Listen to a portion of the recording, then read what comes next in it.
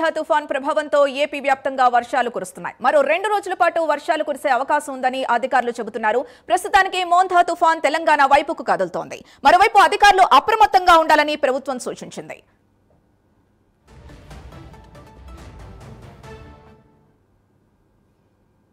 విశాఖకు సంబంధించి పూర్తి డీటెయిల్స్ మా డిప్యూటీ ఇన్పుట్ ఎడిటర్ వాసు అందిస్తారు. వాసు, చెప్పండి, ప్రస్తుతం అక్కడ పరిస్థితి ఎలా ఉంది? పునరుద్ధరణ పనులు ఎలా సాగుతున్నాయి? ఉదయం నుంచి కూడా భారీ వర్షాలు కురుస్తున్నాయి. మనం చూడొచ్చు, ఎక్కడా కూడా తెరిపివ్వట్లేదు. ఈ తీవ్ర తుఫాను తీరం దాటాక తుఫానుగా బలహీనపడింది. తుఫాను వాయుగుండంగా బలహీనపడాలి, సాయంత్రానికి వాయుగుండంగా బలహీనపడే అవకాశం ఉందని వాతావరణ శాఖ అప్పుడే ప్రత్యేకమైన బులెటిన్ కూడా తెలిసింది. వాళ్ళు తెలిపిన వివరాల ప్రకారం అయితే ప్రస్తుతం గడిచిన 6 గంటల్లో గంటకు 15 కిలోమీటర్ల వేగంతో ఉత్తర వాయు దిశగా పయనిస్తుంది. ఇది ఆంధ్రప్రదేశ్ మరియు దాన్ని ఆనుకున్నటువంటి తెలంగాణ ప్రాంతంలో మొత్తం తూర్పు రేఖాంశంపై భద్రాచలం అంటే తెలంగాణ వైపు ఆగ్నేయంగా పరిస్థితుంది. అంటే తెలంగాణ వైపు మళ్ళీంది. తెలంగాణలో కూడా వర్షాలు పడే అవకాశం ఉంది. ప్రస్తుతం విశాఖలో అయితే ఉదయం నుంచి కూడా భారీ వర్షాలు పడుతున్నాయి. మరో 2 రోజుల పాటు ఈ భారీ వర్షాలు ఉండే అవకాశం ఉంది కానీ వాతావరణ శాఖ అయితే ఇప్పటికే హెచ్చరిక జరిగింది. ఇంకోవైపు ఎక్కడైతే దెబ్బతిన్నాయో, ఏ ప్రాంతాలు దెబ్బతిన్నాయో అన్నీ కూడా పునరుద్ధరించే పనిలో అధికారులు అయితే ప్రజాప్రతినిధులు పడ్డారు. విశాఖ నగరంతో పాటు విశాఖ ఉమ్మడి జిల్లాలో అటు అనకాపల్లి, పాడేరు తదితర ప్రాంతాల్లో అన్ని ప్రాంతాల్లో కూడా మొత్తం ఏజెన్సీ ప్రాంతంలో కూడా మొత్తం జలమయమైపోయినాయి. మొత్తం వాగులు వంకలు పొంగి పొరిలే పరిస్థితి కనిపిస్తుంది. ఎక్కడ చూసినా సరే రహదారులు చెరువుల్లో మారిపోయే పరిస్థితి కనిపిస్తుంది. అరకు ప్రాంతంలో ఉన్నట్టు డుమ్రిగూడ ప్రాంతంలో ఒక స్కూల్ భవనం కూడా కూలిపోయింది. పిల్లలు లేకపోవడంతో పెద్ద ప్రమాదం తప్పింది.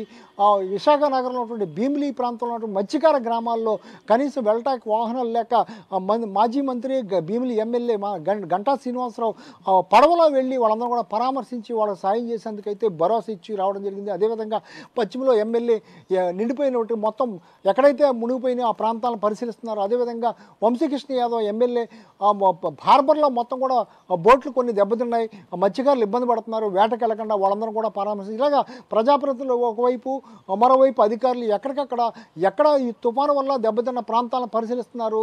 నష్టపోయిన వారిని వాళ్ళందరూ కూడా పలకరించి వాళ్ళందరూ కూడా ఆదుకునేందుకు భరోసా ఇచ్చే పరిస్థితి కనిపిస్తుంది. అదేవిధంగా మరోవైపు పునరావాస కేంద్రాల్లో అన్ని ఏర్పాట్లు కూడా చేశారు.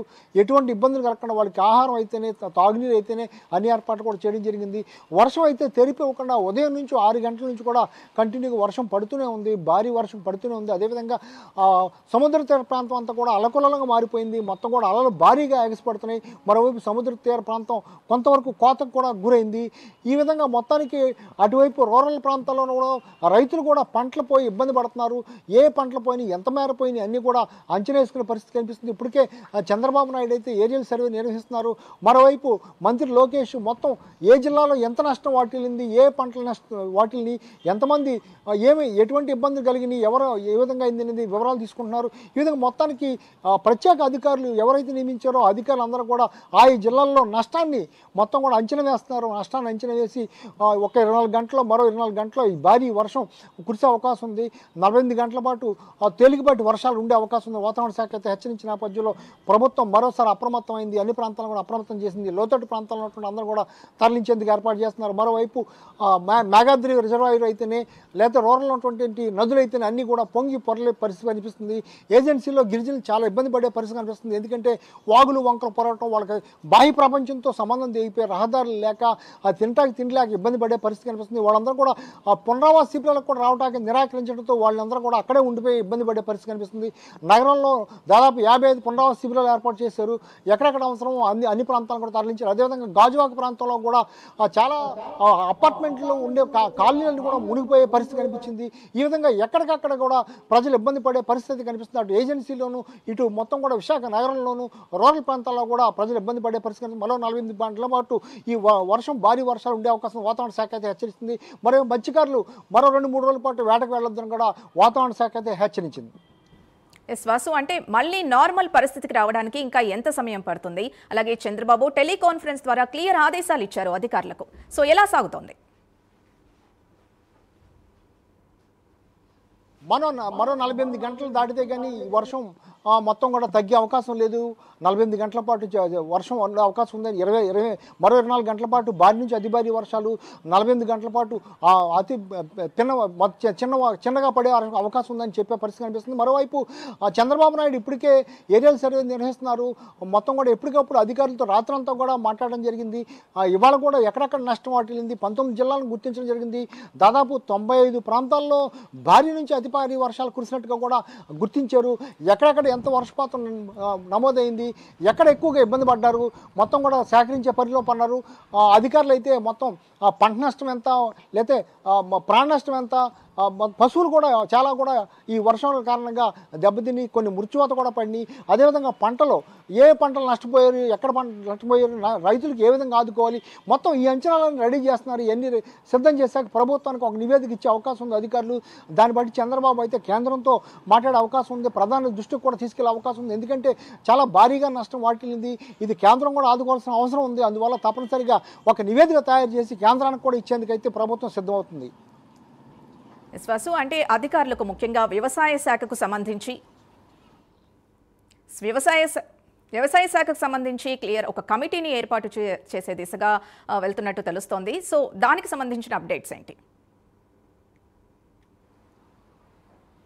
అంటే అత్యధికంగా గోదావరి జిల్లాలో ఈ ఎక్కువ ఎఫెక్ట్ పడింది.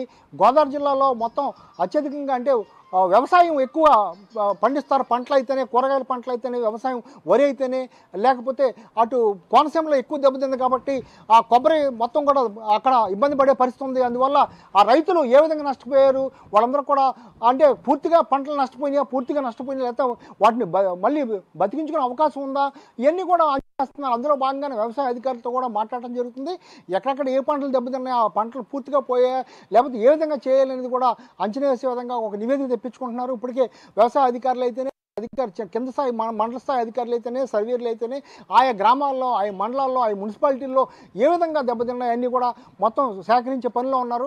ఈ నివేదిక అంతా తయారైతే కానీ ఎంత పంట నష్టం దెబ్బతిన్నది, లేకపోతే ఎంత ఆస్తి నష్టం వచ్చింది, లేకపోతే ఎంత ప్రాణ నష్టం వచ్చింది అనేది వివరాలు సేకరించే అవకాశం ఉంది.